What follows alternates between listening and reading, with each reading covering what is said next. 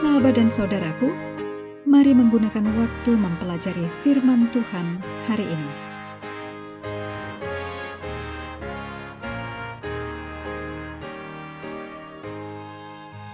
Hari Sabat tanggal 21 Maret, pelajaran ke-13, judulnya Berdiri dalam Seluruh Kehendak Allah.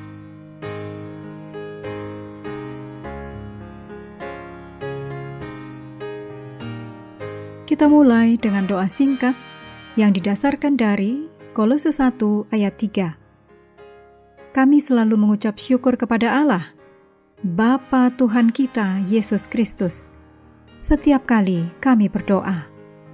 Amin.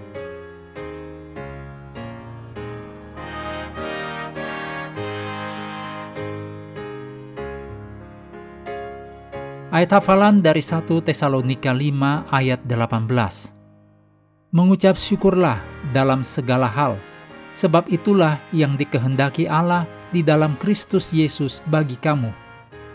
Minggu ini, kita akan mempelajari bagian terakhir dari surat Paulus kepada jemaat di Kolose. Kita akan belajar lebih banyak tentang rekan kerja Paulus. Kitab Kisah Para Rasul menunjukkan Paulus bekerja pertama kali dengan Barnabas, kemudian dengan Silas. Kemudian, Kisah Para Rasul memberi kita gambaran tentang 3 perjalanan Paulus untuk membagikan kabar baik tentang Yesus. Kita juga akan melihat rencana Paulus untuk memberitakan kabar baik, membagikan kabar baik tentang Yesus di kota-kota terpenting di kerajaan Roma. Paulus juga ingin melatih orang-orang untuk menjadi pekerja Alkitab. Paulus mengirim para pekerja ini ke kota-kota dan desa-desa yang tidak ia kunjungi. Beberapa tempat tersebut termasuk Kolose, Laodikia, dan Hierapolis. Dimanapun Paulus pergi, ia selalu menghubungkan orang-orang dengan gereja-gereja. Paulus memahami bahwa orang-orang harus bekerja bersama, baik orang Yahudi dan bukan Yahudi, laki-laki dan perempuan, juga anggota gereja dengan para pekerja Alkitab. Para pekerja ini termasuk Tikhikus, Aristarkus, Justus, Epafras, Lukas, dan Nimfa. Pada bagian akhir surat Paulus kepada jemaat di Kolose, kita mengetahui tentang surat yang ia tulis kepada jemaat di Laodikia. Tetapi surat itu tidak tersimpan lagi bagi kita. Paulus memasukkan banyak informasi dalam ayat-ayat terakhirnya. Juga menyertakan beberapa nasihat kepada seorang pria bernama Arkhipus. Paulus melakukan segala yang ia bisa untuk membuat gereja-gereja menjadi kuat.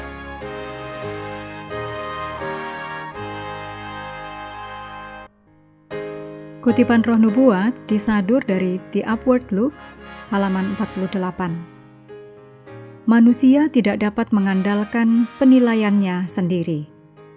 Satu-satunya yang paling aman adalah mengesampingkan keinginan dan rencana yang lebih disukai dengan berkata, "Bukan kehendakku, tetapi kehendak-Mu ya Tuhan yang terjadi." Tidak seorang pun aman jika menganggap bahwa memilih menurut kehendaknya sendiri adalah hak istimewanya.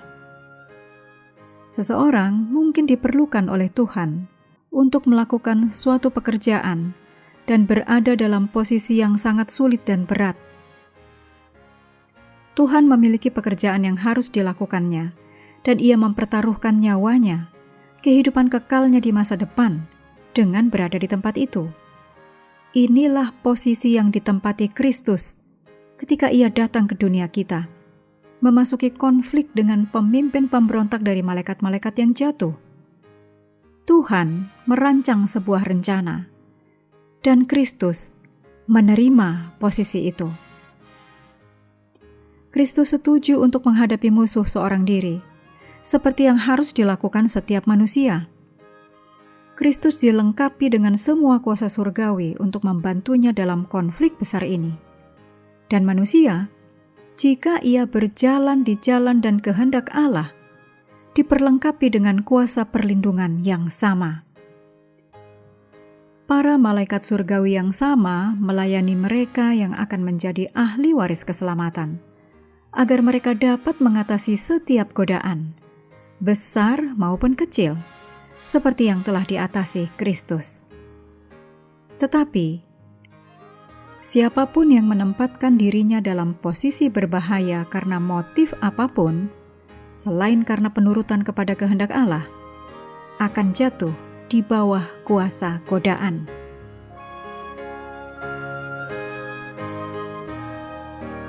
Menutup pelajaran hari ini, segala pujian kita naikkan hanya kepada Tuhan yang telah memberikan Roh Kudus untuk menyertai dan mengajari kita firman kebenaran.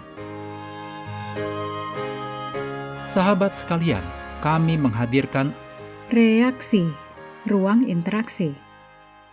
sahabat juga diundang berpartisipasi terkait dengan iringan musik yang digunakan. Silahkan beri jawaban untuk judul atau bagian lirik dari iringan musik setiap pelajaran. Bagi yang memberikan 4 jawaban benar, akan menerima hadiah kecil.